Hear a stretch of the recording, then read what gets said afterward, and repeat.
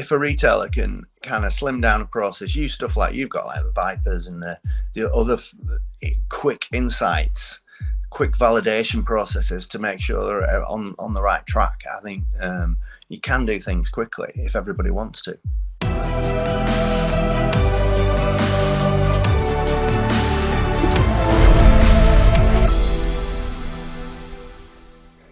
Welcome to the Innovate Podcast, the show where we discuss, dissect, and attempt to rebuild the world of product innovation within consumer goods.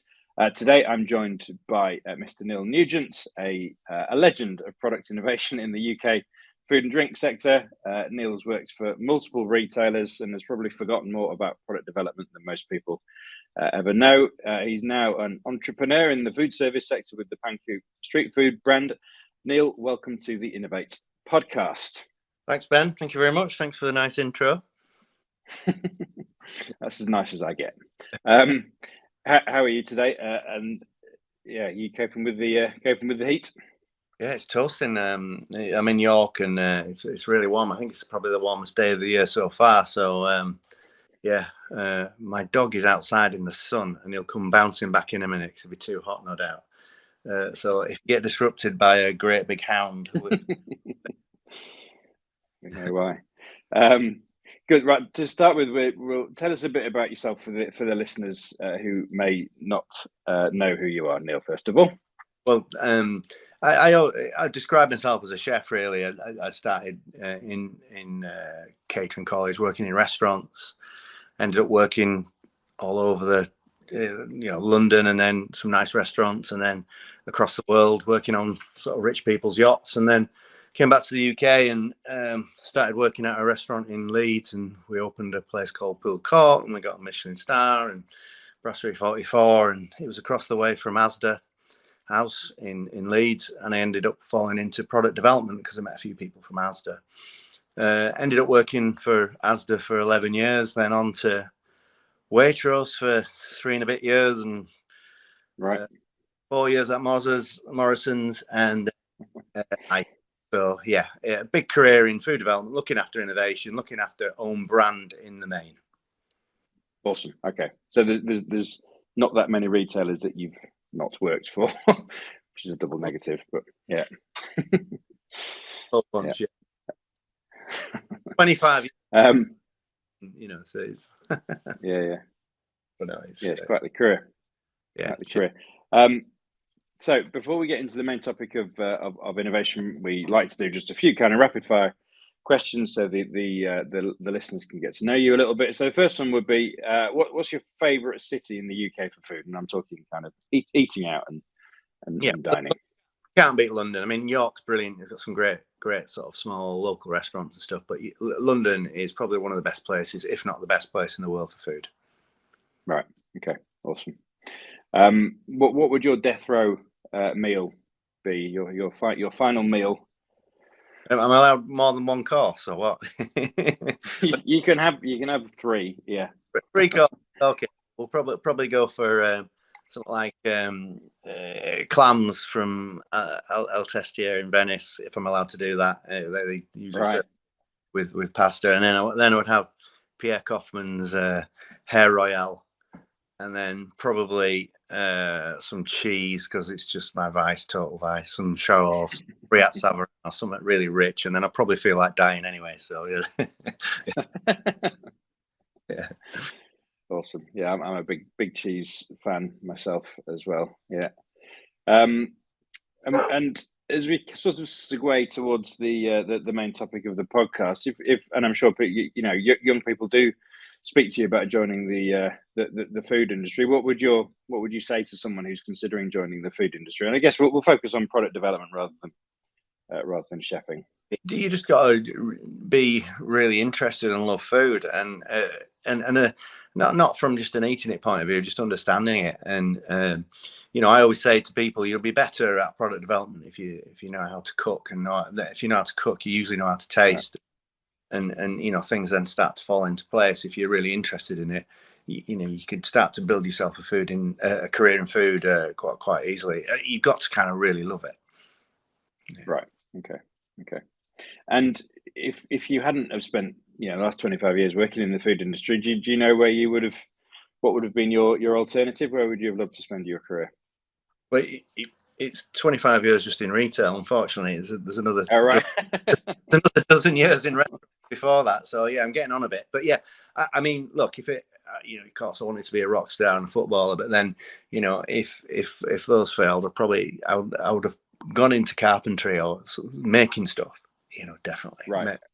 Okay. Making things, whether it be furniture or building stuff. I'd love to have done that as well. Right. Okay. Very good. Right, we're gonna move now into the topic of product innovation within the kind of the broader sphere of consumer goods, and obviously focusing on food and drink. Yeah.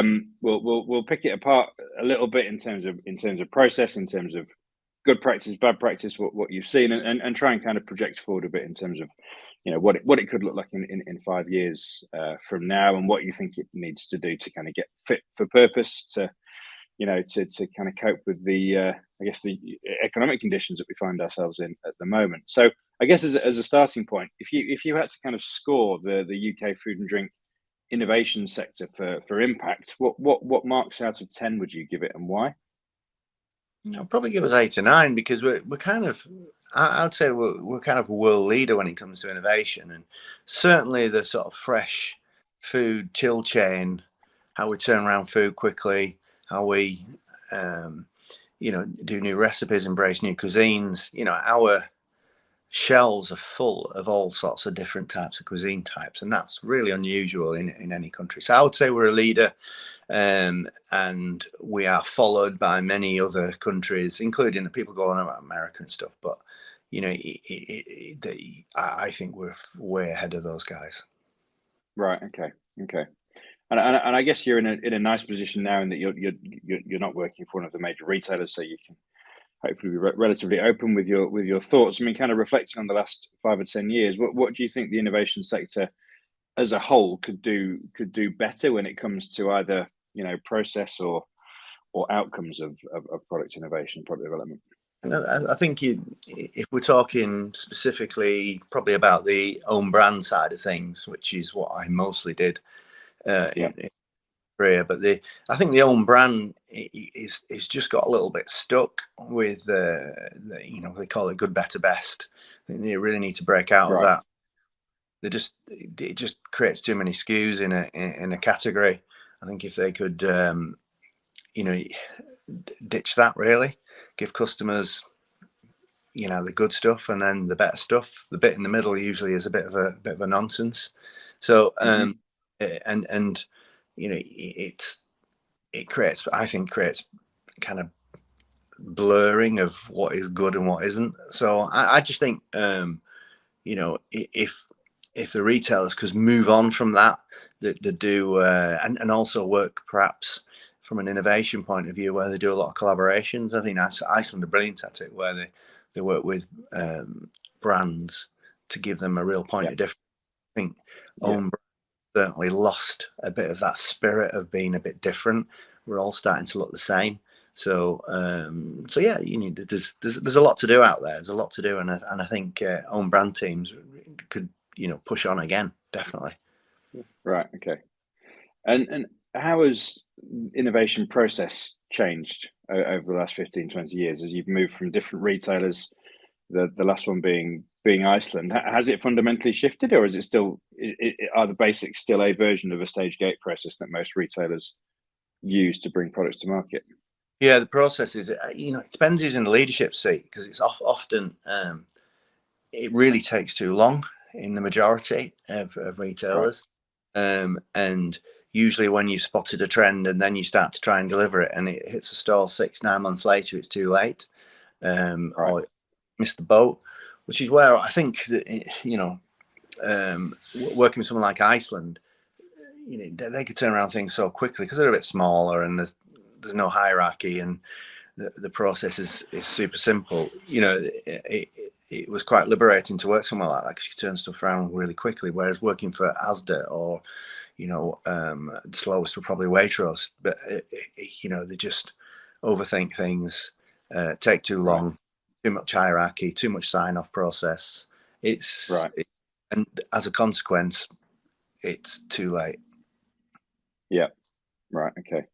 So let's build on that. I mean, just compare some of the approaches to the different retailers you've worked at. It sounds like a lot of good things at Iceland in terms of speed and fluidity. If you kind of picked out a positive from all of the retailers that you've worked at, what would it be? Yeah, I mean, I think speed and agility, someone like Iceland, were amazing. But then also, some things weren't as thought out as well. Whereas someone like Right. Waitrose would think about it, do a bit of research, come back to it, and as slow and as boring as it was, by the time you did launch it, sometimes it was right and it's had some longevity. Asda were just too big a machine. They had a lot of insight, customer insight, but by the time you launch something, and they have a thing which is hours in store, and your moments in store where it could be 9 months before, 12 months before you actually launch something, and that could be quite brutal because it's just too long, and your customer moments have ended, if you like. But yeah, it's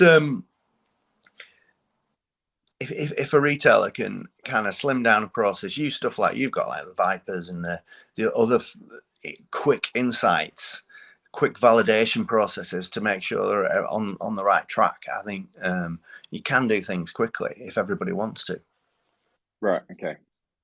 And just reflect on your time at Morrison's, because I knew you pretty well back then, and I certainly remember there was a particular year at Morrison's where you launched a staggering amount of products in the tens of thousands. It was something like that.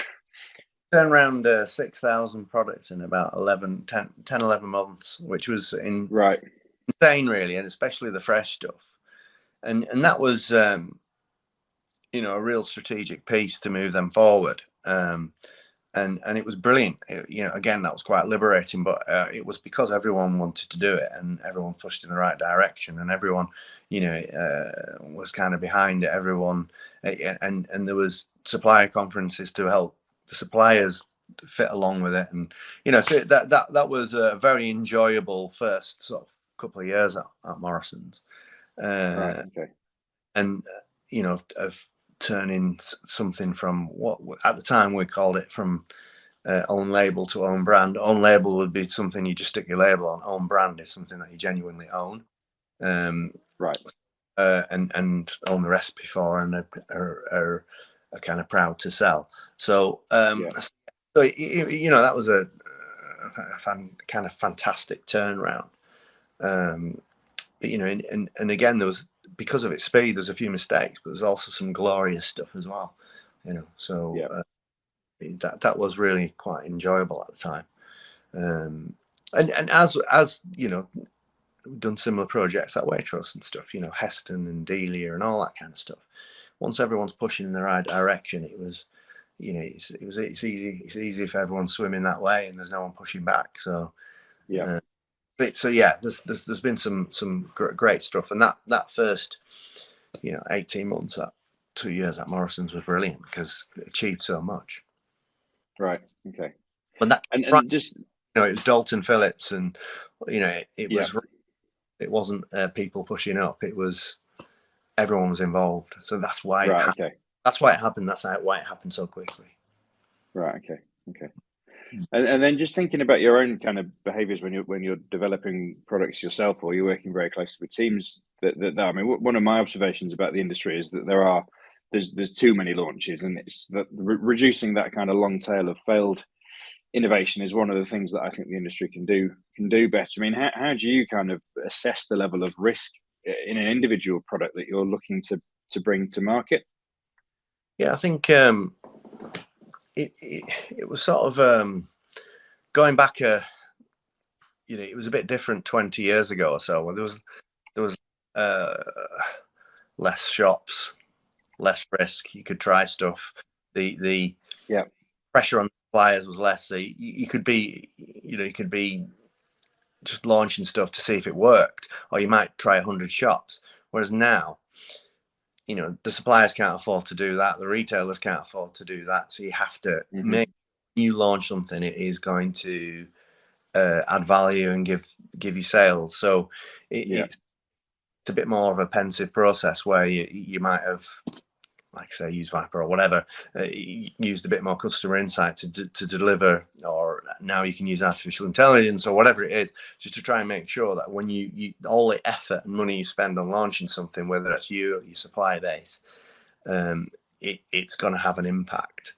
And I've always felt less is more, but sometimes, especially in own label, you're chasing numbers. Oh, we've got to launch 1,000, value lines, or we've got that 1,000 might not be the right number.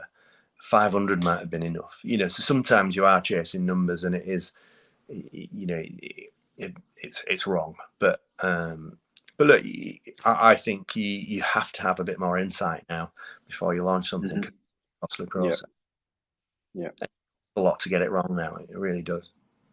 Yeah, and you've obviously launched products across all the different temperature areas, so grocery, frozen, chilled. Obviously, your last retailer was Iceland. Is it easier to be a bit ballsier in say frozen, where you've got if you get it wrong, you've still got 9 or 12 months to set it through, compared to say chilled, where if you get it wrong, you've got horrendous waste issues, or does that not really come into play? Oh, no, it definitely comes into play. You can be a bit bolder in frozen. You can also kind of say to a supplier, because if you're working with a supplier, let's take your MOQ, your minimum order quantity, and let's give it a try. So you do a production run, you buy that truck full or whatever it is, and then you test it out, and if it starts to sell, you can go again. Whereas fresh food's a bit more complex. It's also more expensive to shift around, and it's therefore, as you say, waste, much higher risk. So I think working in frozen, and it can be quite liberating because of that, because you can try some stuff and very quickly find out whether it's going to sell, and the value risk is a lot lower. But you can work with the supplier's MOQs, whether it's the packaging at minimum order or whatever it might be. You can take risks. A great example is, you do something. We did something with Iceland for the royal wedding, Harry and Meghan, and it was, let's just order 10,000. If they sell, they sell. Of course, they all sold, and we bought 10,000 packs. We bought 10,000. There was the case per store. It was a straightforward transaction, and it was super low risk. If you'd done that in chilled, you could have ended up with a quite costly waste bill. It is a bit easier in frozen, I would say. Right. Once you get out the logistics of it, definitely. Yeah, for sure. Okay. And in terms of kind of specific practices, behaviors, approaches, what's kind of either one or some things that you do differently now when bringing products to market compared to when you first started out at Asda?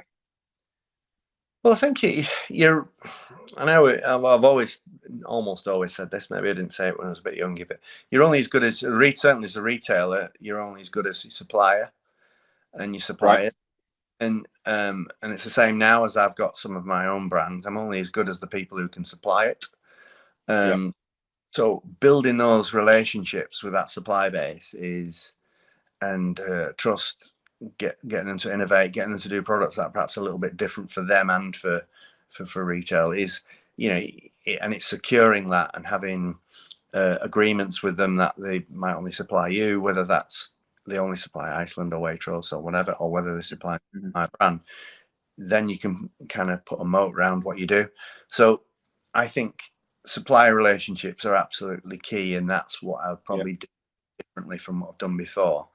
Unfortunately, retailers tend to try and splash it about a bit, as in they'll tender things, but I do believe genuinely in trying to build great relationships with these suppliers. Right. Okay. Do you think, or are you witnessing nervousness in the supply base at the moment? Because we're obviously deep in this cost of living crisis. Do you think that's likely to impact innovation over the next, let's just say, 12 months? Yeah, definitely. I mean, obviously we've had a super weird last couple of years, but and then all these sort of incredible, I've never seen anything like it, cost increases, and but yes, it's going to affect innovation, because actually a lot of the stuff you're doing is just trying to keep products on the shelf that you already sell, that have already got good volume, or keep on top of the orders you've got, because whether it's energy, wheat, grain, whatever it is that's kind of causing you problems, you're trying to keep on top of that.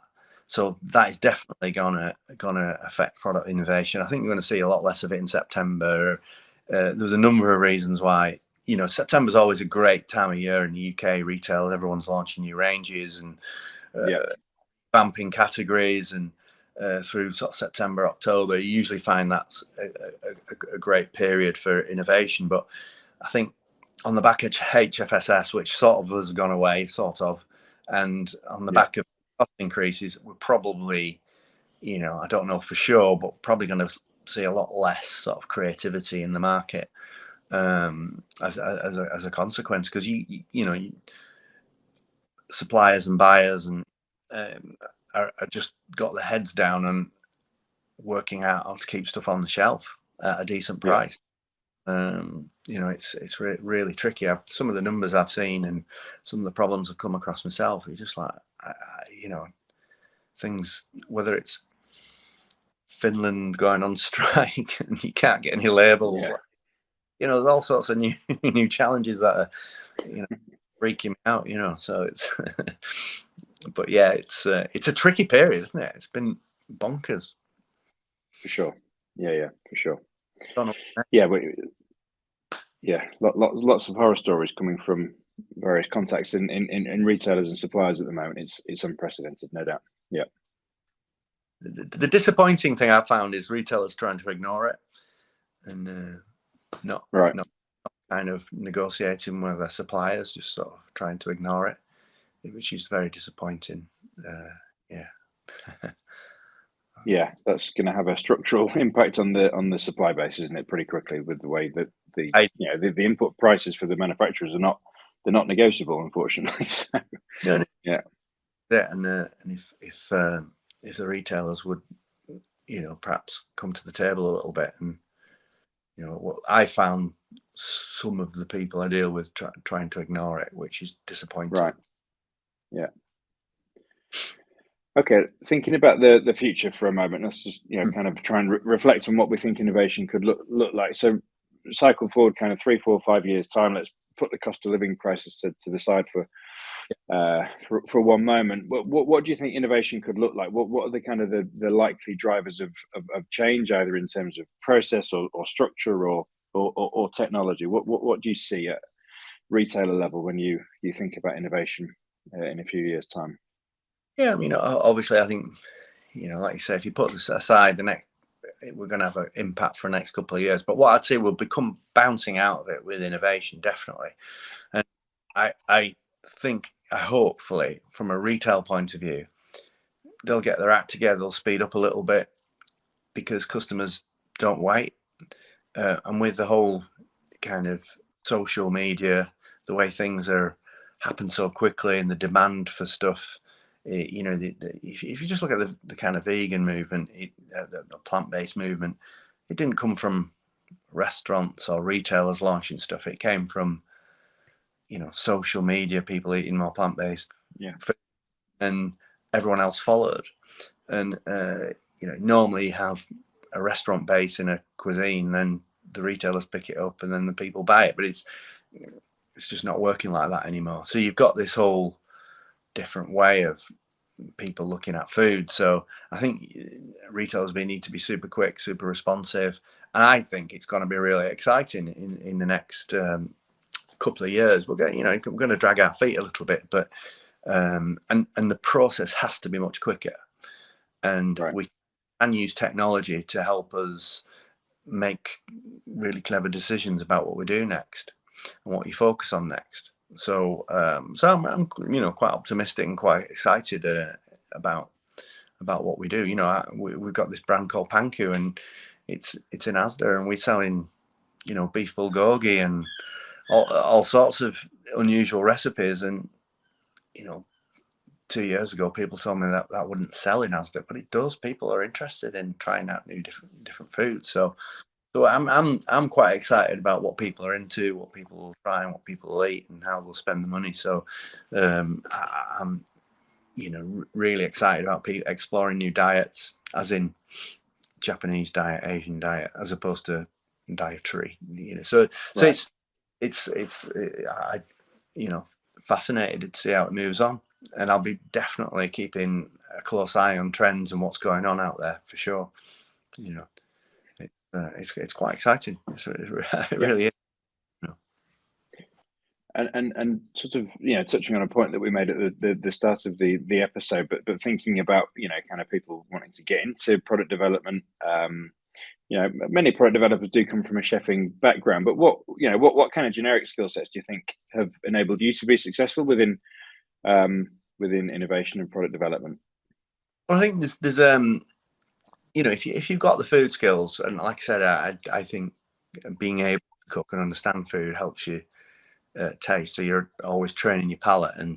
But I think if you look at the generic skills, I think the ability to listen is really important, because there's especially in this sort of chef community, they like to impose and not necessarily more like tell.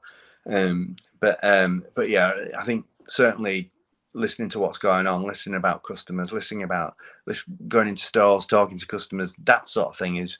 So those listening skills, I would say, I think there was a listening course when I was at Asda, how to listen. There probably was. There was a course for every Asda. But this general leadership and how to influence people would say would be really important. Just some generic skills about how to engage with stakeholders to get things done is really, really important. And not just stay in your food corner. Actually learn about the wider piece of retail, whether it's logistics, who you need to influence to make things happen, and that big store community is really important. One of the things that Asda did really well and prepared me really well for, which I didn't realize until I left, is we each senior manager would have a store that they buddied up with. So I had to go to that store once or twice a month and spend a day there.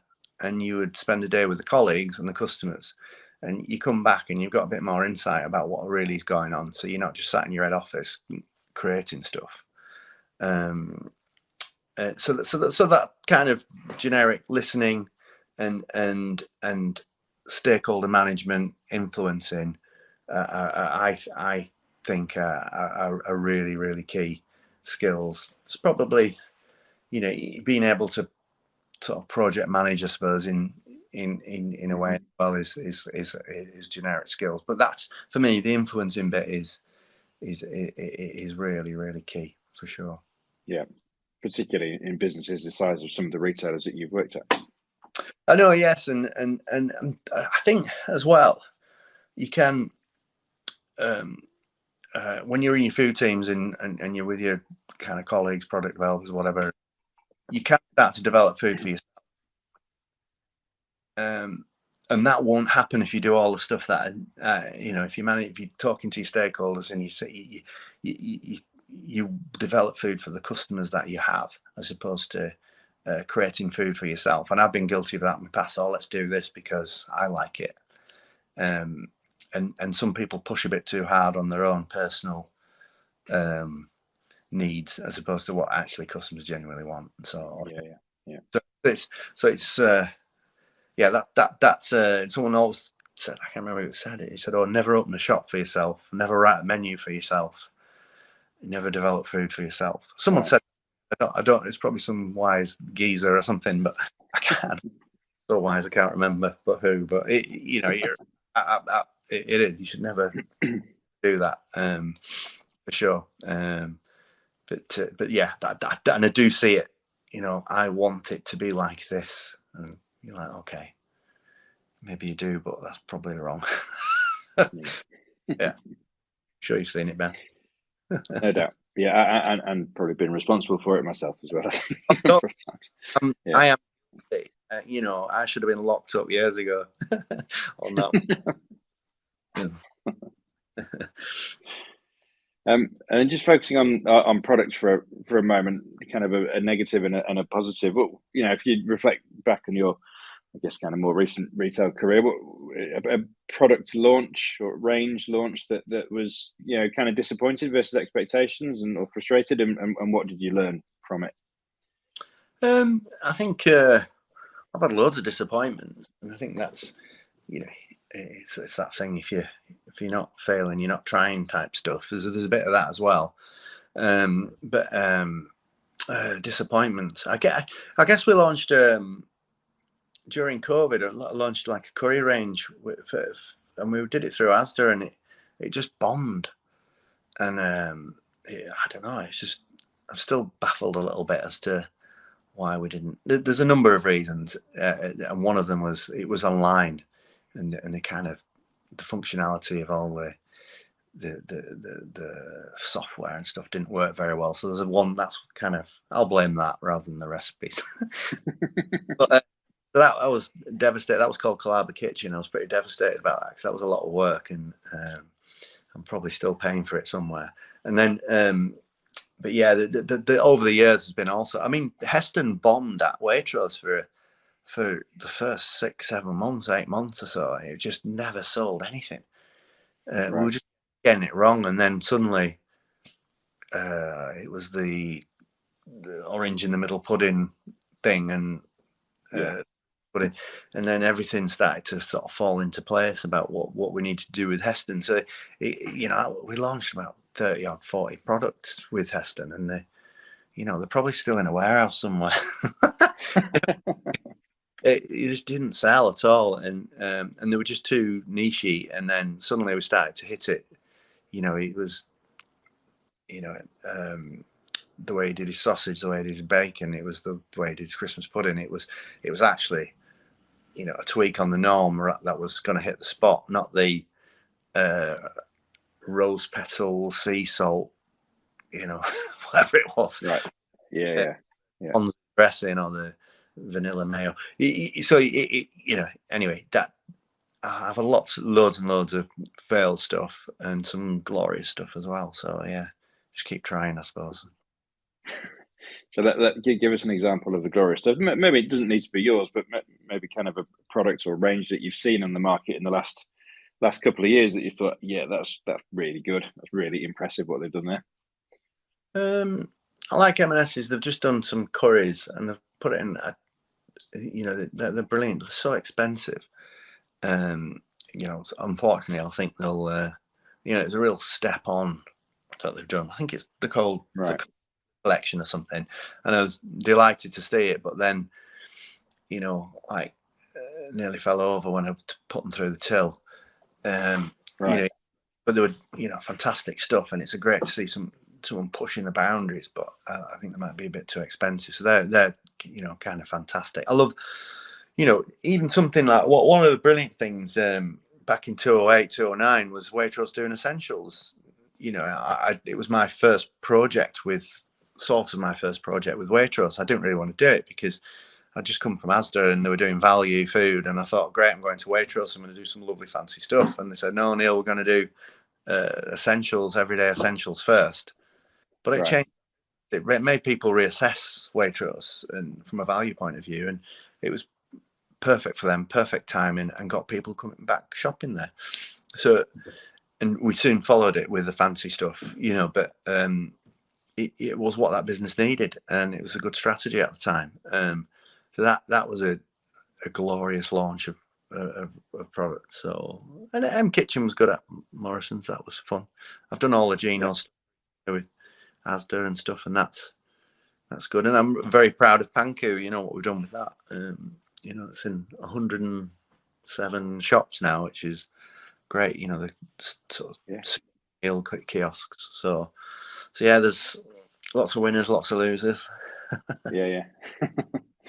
Awesome. Well, just to kind of close on a positive note, what do you think the innovation sector does, really, really well that's not necessarily kind of understood externally or talked about externally? I think the thing that people don't understand is how complex it is to what we do brilliantly here is how we they perhaps don't understand that everything starts with a recipe. It starts with someone like me, developing it in the kitchen. It starts with a recipe, and then the logistics of turning that recipe into and the process of turning it into something that goes into a tray and it's 400 grams and it gets moved around the country and it gets into a store and it's still got 8 days shelf life or whatever it is. That is a fantastic piece of work. A lot of other countries just don't do that. The way we're a highly populated, densely populated country, so it's a bit easier, but it's, I don't think people realize how clever all that is, how brilliant they are at,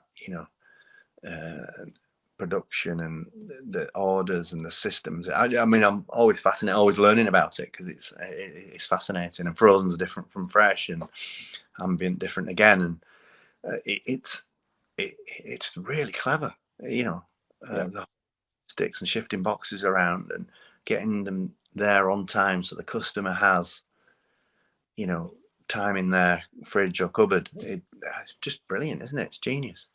It is. It's clever. I don't know whether I answered your question, did I? Maybe. They're all answers. I wasn't listening. On that note, it's probably time to draw it to a close. I forgot about that list. We are out of time. Neil, it's been a delight as always. Really, really interesting to hear your reflections on what is quite an extensive career within the UK food and drink retail sector. So thank you for your time, Neil. And we're very lucky to be part of it. It's great. Yeah. And thank you, listeners, for listening to this episode of the Innovate Podcast. We will be back with another episode very soon. All that remains is for me to say thank you to Neil Nugent, today's guest. Thank you. Cheers, guys. We really hope you enjoyed that episode of the Innovate Podcast. To hear more bi-weekly episodes, please hit the subscribe button below. Thank you.